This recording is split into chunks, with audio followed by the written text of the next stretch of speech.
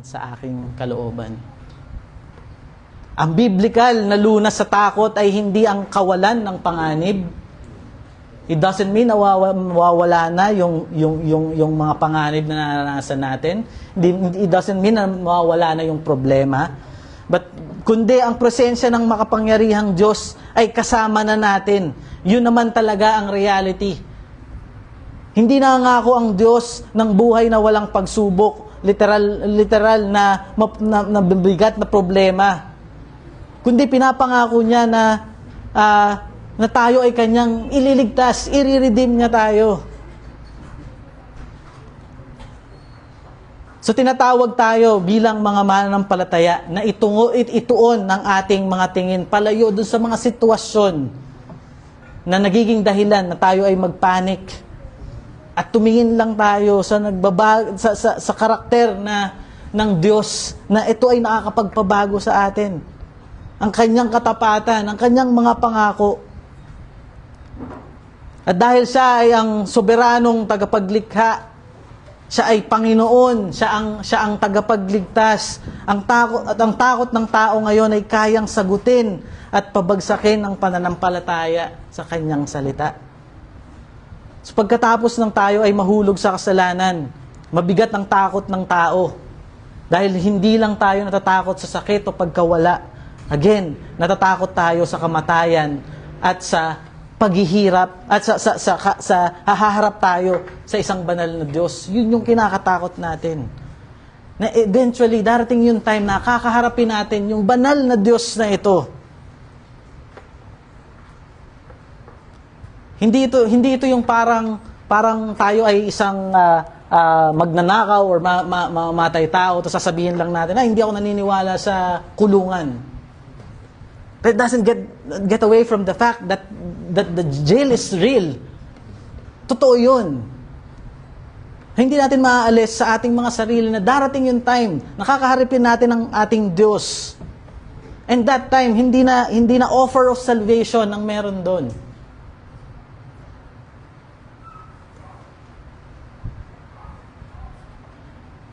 So the Bible teaches us that there is this right kind of fear. Hindi yung unhealthy na terror lang or pangamba lang ang mararanasan natin. Maging kagaya tayo ni Adam sa garden. Tayo lang ay matakot, tayo ay magtago. Pero tinuturuan tayo ng Bible on reverence and awe na may banal na paggalang sa ating Diyos. Ito ay parehong pagtingin natin sa Diyos na mabuti at sa Diyos na banal. Tinatawag tayo ng salita ng Diyos na umiwas sa panic or sa presumption at tinuturuan tayong seryosohin ang kabanalan ng Diyos. At kasabay nito, lumapit tayo sa Kanya sa pamamagitan ng Kanyang biyaya. Huwag lang nating hayaan na head knowledge lang na holy ang Diyos. Bigyan natin ng reverence ito. Bigyan natin ng paggalang ito. Kasi darating yung point that we will see this, the holiness of God. And He will carry out yung pagiging just ng ating Panginoon.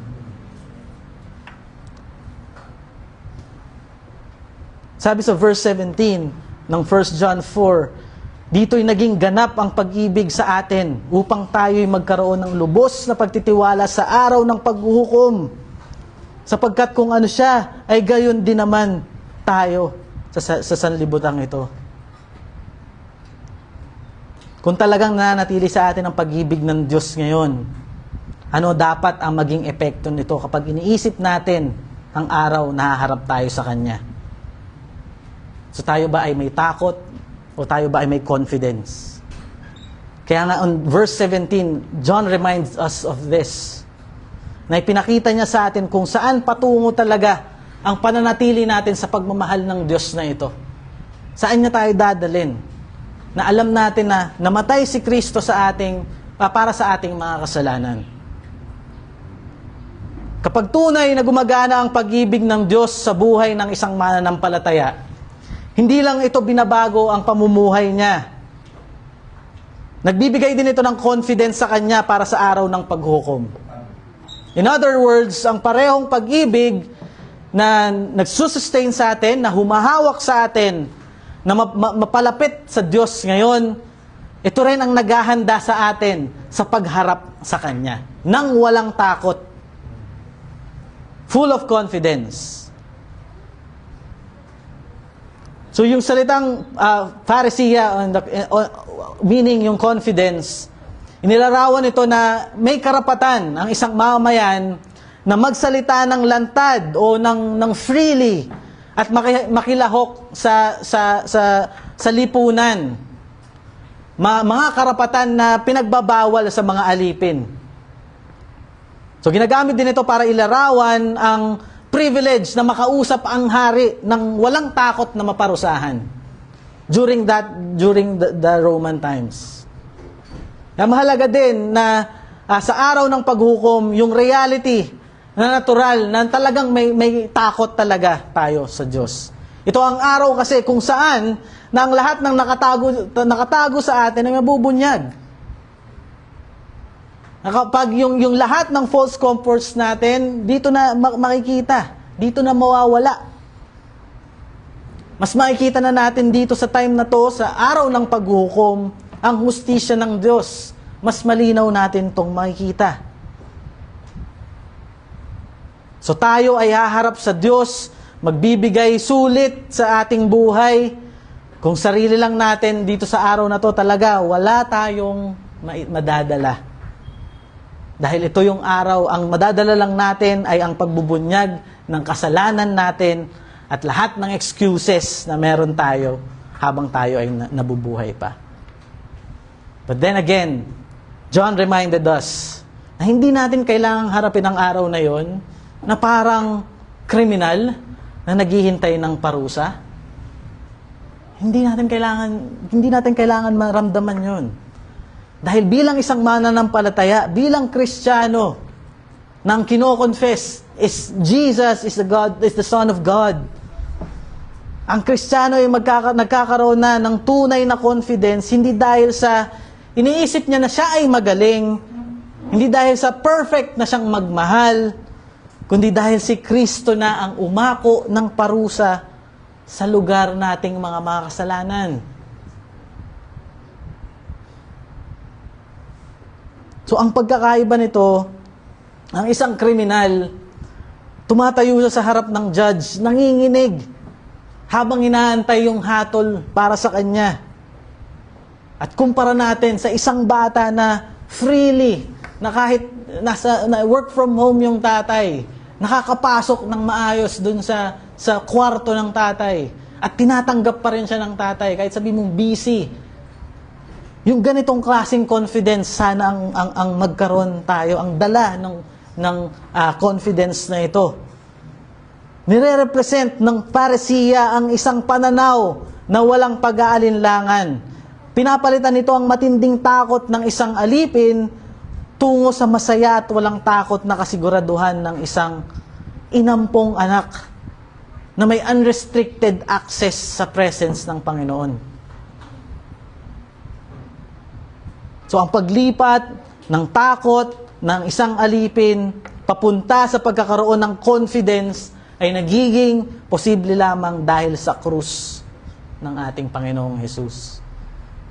Si Jesus ang nagsakripisyo para sa ating mga kasalanan at dahil sa kanyang tapos ng gawa, in His finished work, wala nang condemnation. Wala na yung sumpa para sa mga na kay Kristo. Kaya on this confidence, hindi dito nang gagaling yung pride. Itong confidence na ito ay hindi galing sa pride lang. Galing ito sa gospel message. Habang lumalalim yung pag-ibig natin sa Diyos, sa buhay ng isang mananampalataya, nagiging patunay ito na talagang kabilang siya kay Kristo. So, ang pinakasentro ng confidence natin na ito ay ating pag-iisa sa ating Panginoong Jesus. Kung kabilang tayo sa Kanya, ang standing o ang katayuan natin sa harap ng Ama ay yun na din ang ating katayuan. Tinanggap tayo ng Diyos hindi dahil kaya nating gumawa ng mabuti at i-offer yung gawa nating kabutihan para tayo ay maligtas. Pero tinanggap tayo ng Diyos dahil sa ginawa ng ating Panginoong Jesus. Dahil sa kanyang perfect obedience, His perfect record, ang buhay na dapat na yun ang buhay natin, ito ang daladala natin ngayon. Hindi pwedeng invisible lamang ito. Ito ay kumikilos sa isang tao at lumalabas ang bunga nito sa mga taong binago na ng ating Panginoon. Kung talagang na kay Kristo ang isang tao, ang buhay ni Kristo ay magsisimulang makita sa kung paano siya magmahal, kung paano siya sumunod, at kung paano na siya mamuhay sa mundong ito. At hindi puno ng takot iyon. Punong-puno ng confidence ang pamumuhay natin habang nandito tayo sa mundong papasira, sa mundong makasalanan, kung paano tayo magmahal, kung paano tayo mag-obey, at kung paano tayo mabuhay, ay may confidence na. So hindi lang na si Jesus ay walang kasalanan, kundi pati ang mga believers ay tinawag na mamuhay sa mundong ito para mapakita na may pag-isa tayo sa Kanya. Dahil nabuhay si Kristo sa harap ng Ama nang walang takot sa condemnation, tayong mga nakay Kristo din ay pwede na rin mamuhay na may confidence sa halip na matakot. Kung mayroon mang isang tao na sa kanya'y naging ganap ang pag-ibig at nawala ang takot, yun ay si Jesus. Kung sinong tao yun, ito ay makikita natin sa ating Panginoong Jesus. Kung saan perfected ang love ng Diyos. Kung saan walang takot sa condemnation. Kaya ang relasyon natin bilang mga mananampalataya sa Diyos ay dapat unti-unting nakikita sa ating buhay. Kung paano tayo tumatayo kung paano si Kristo ay tumatayo sa harap ng Ama. Kung paano secured siya sa pagmamahal ng Diyos. Kung paano free na siya sa condemnation. At kung paano na binibigay na niya ang pagmamahal niya through obedience. Ganun na din dapat ang ating pamumuhay. Kagaya ni Kristo. Hindi before, pero up until now, ganun ang ginagawa ng Diyos sa Ama. Nagpapasakop pa rin siya, may pagmamahal sa pagsunod. Yan ang ibig sabihin ni John nang sabihin niya na as He is, so also are we in this world. Hindi tayo magiging Diyos na kagaya ni Jesus. Pero we're pursuing Christ-likeness sa buhay na ito. Alam natin na hindi tayo magiging perfect, but we're striving to be like Him.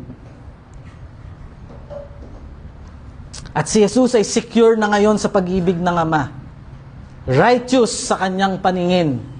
At malaya sa anumang takot sa paghukom. At sinabi ni John na kahit nabubuhay pa tayo sa sirang mundong ito, tayong mga nakay Kristo ay kabahagi na sa security na iyon. Hindi pa man natin nararanasan ang buong glory ngayon, pero totoong kasama tayo sa kanyang katayuan sa harap ng Ama. Kaya tayong mga mananampalataya ay pwede na tayong mamuhay ng taglay ang blooming confidence na ito sa halip ng napupuno tayo ng takot. Na para ba tayong alipin pa din ng kasalanan? Isn't this great? Isn't this the good news?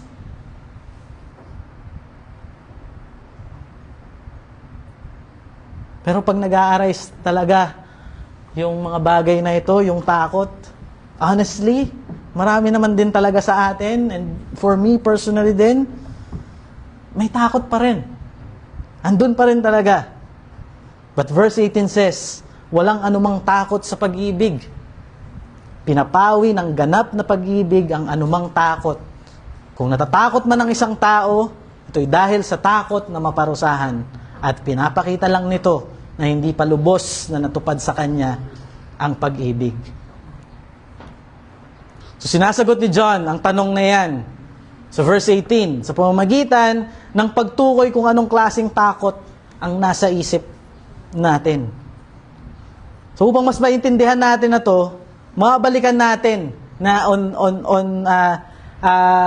the reformers dun sa mga kagaya ni Martin Luther and ni John Calvin.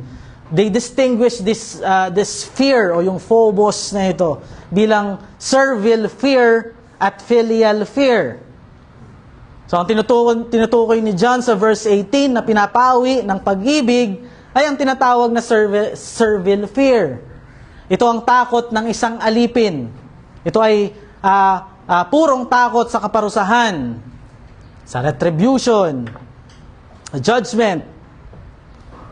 So ito yung pangamba na nararamdaman ng isang taong condemned, isang preso na nakaharap sa executioner o yung papatay sa kanya. Ito ay takot na dala lamang ng self-preservation at paghihintay sa sakit ng parusa. At kapag ito'y nangingibabaw, tinitingnan natin na ang Diyos bilang isang malupit na judge na nag-aabang lang sa pagkakamali natin. So itong takot na to, ito yung mga takot na na-experience ng mga unregenerate, ng mga hindi paligtas, na hinatulan ng law. Dahil alam niya na siya ay karapat-dapat sa poot ng Diyos. Ito yung takot na yon, servile fear. At ang bunga nito, ang epekto nito ay alienation o paghihiwalay.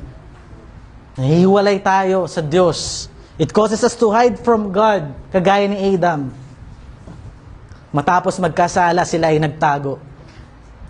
It is a constrained, involuntary dread that pushes us away from Him.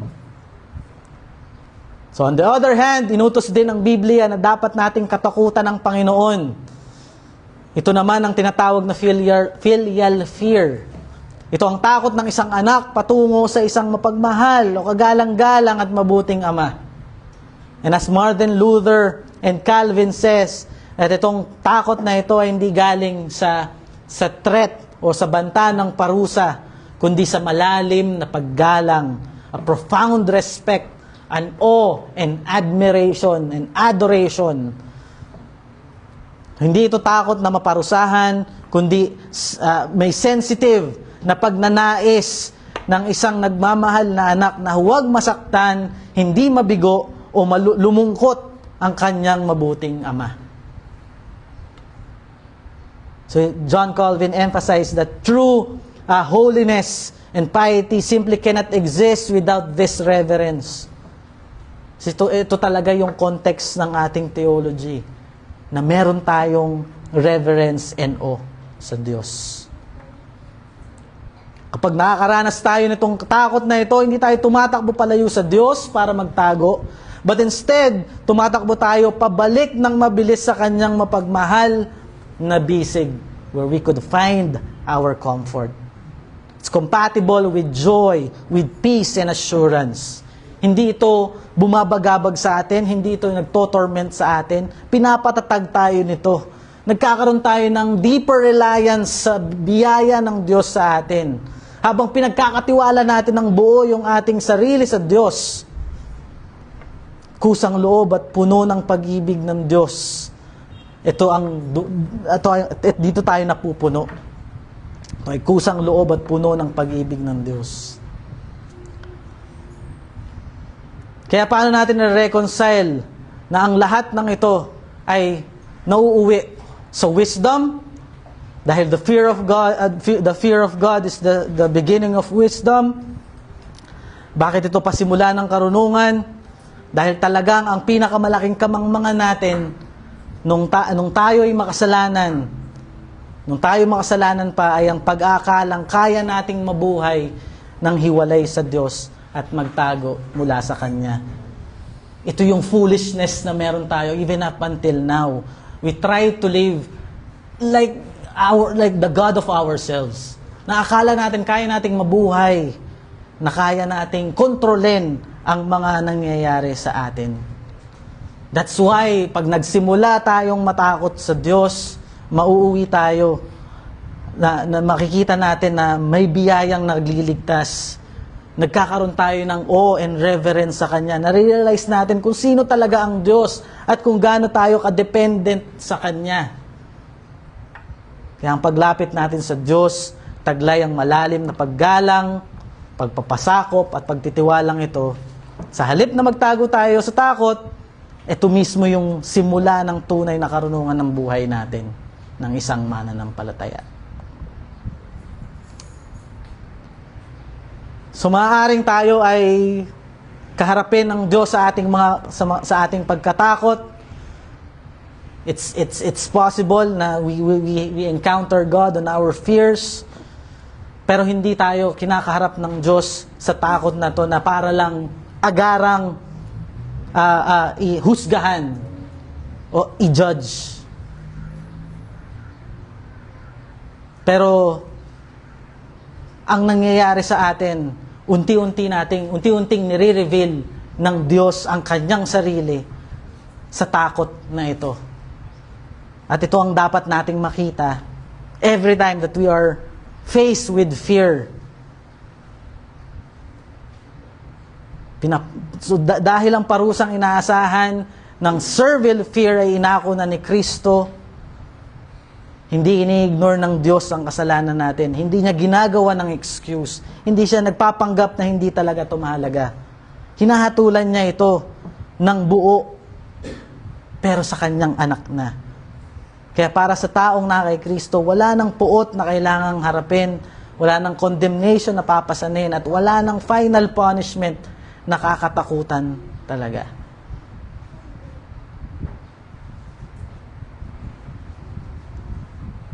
As we have been reminded in John 3:16, that God give His begotten Son, that whosoever believes in Him will not perish, but have eternal life. Ang parusa na ito na ay naibagsak na kay Kristo. It's the redeeming love ng Diyos na naranasan natin bilang mga mananampalataya, na habang mas lumalalim pa ang kaunawaan natin sa katotohanan ito, na wala ng eternal condemnation na dapat katakutan, mas lalo nating makikita yung joy and yung confidence and yung peace sa presence ng ating Diyos. So if we are honest, again, lagi tayong bumabalik dun sa fear na yun. Dun sa servile fear na yun. May mga pagkakataon na mas malakas pa yung boses na guilty kaysa sa makita natin yung biyaya ng Diyos sa atin. Mas binabag down pa tayo ng ating mga puso na makasalanan tayo eh. Punong-puno tayo ng kasalanan. Mas yun pa ang naririnig natin kaysa nakikita natin na tayo ay niligtas na ng Diyos sa kanyang biyaya. That is why what's in us is greater who is in the world.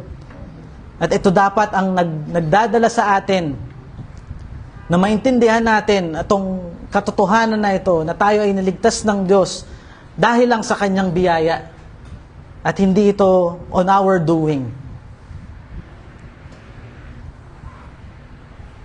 Sobrang dali na itong makita, pero bilang mga makasalanang tao, again, we need the intervention of God. Magandang makita natin na kumilos muna ang Panginoon sa atin.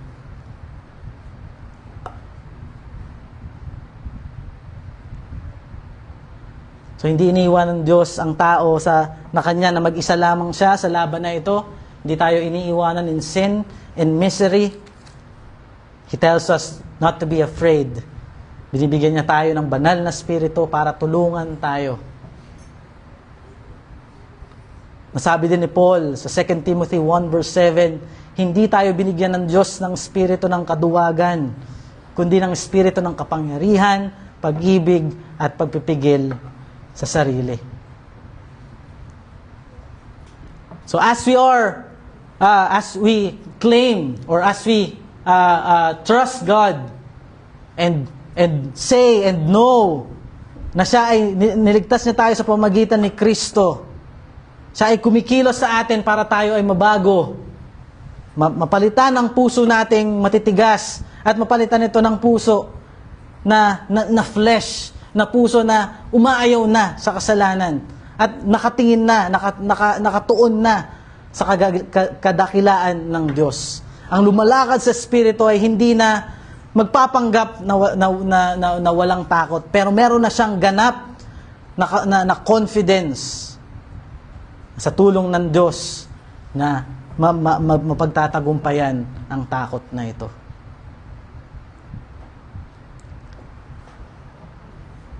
So gaya ng sabi ni Pastor Hubert last time nag-usap kami, the graveyard of all fears. The fear of God is the graveyard of all fears. So once we started understanding na may pag-asa na tayo sa Diyos, may kaligtasan na tayo sa Diyos, at yung takot sa paghukom ng Diyos na yun ay ipinataw na sa natapos na gawa ng Panginoong Jesus. And to trust Him and to repent from our sins and to have faith in that finished work will give us eternal life. At ang biyaya ng Diyos sa atin, dito natin makikita na any fear na meron tayo dito sa mundong papasira ay sisiw lang. Ay hindi na dapat na nagbabag down sa atin. Because our hope now is in the promises of God na ginawa ng Diyos sa atin. Well, it could be good kung may role reversal kasi si Zay ay oldest. Pero that's in the providence of God. Ito yung nangyari. Pero mga kapatid, ito yung dakilang ginawa ng ating Diyos na siya ay bumaba sa kanyang glory mula sa langit, bumaba sa realidad, humarap sa paghuhukom ng Diyos sa madilim na kamatayan na kakaharapin natin. Lumabas siya sa kabilang banda ng buhay, muling nabuhay at perpektong na-secure ang ating kaligtasan. Dahil siya ang nauna at dahil ang kanyang perpektong pag-ibig ay nananatili na sa atin, hindi na tayo kailangang maparalisa sa takot sa kaparusahan. Napanatunayan natin na safe and secure at guaranteed ang ating kaligtasan sa pamamagitan ng dugong tumigis. Kaya pahalagahan po natin ang ating confidence na binibigay sa atin ng ating Diyos. Huwag nating hayaan na manakaw ito ng kaaway. Sa ating everyday life, huwag nawa sana tayong ma-paralyze ng anxiety sa ating kalusugan, sa mga kaharap natin na problema sa trabaho, sa buhay. Huwag tayong tumingin sa ating mga sarili. Huwag tayong magtiwala sa panic ng ating puso. Tumingin tayo sa krus. Tumingin tayo sa confidence na meron tayo sa ating Diyos. Palalahanan natin ang sarili natin na dahil kay Kristo, ako ay minahal na ng Diyos, ang lumikha ng buong mundong ito. Wala nang condemnation na natitira para sa akin. Nabayaran na ang parusa. Hayaan nyo na pawiin ng pagmamahal na ito ng Diyos ang ating takot. Huwag na tayong magpaalipin sa kasalanan. And in reality, the love of God makes us His child. Yung pagmamahal niya na yon, na inampon na tayo ng anak, bilang anak ng hari. At kung paanong ituring ng hari ang kanyang mga anak, ganun na din ang ating kalagayan. Isn't that wonderful? Na hindi tayo slave, hindi tayo outcast. Meron tayong confidence, meron tayong paresiya na pagharap sa ating Ama, na walang takot na maparusahan. We gain the love that the Father has for His begotten Son, that whom He is pleased. Iyon na din yung pagmamahal na meron tayo through the death of the Lord Jesus Christ.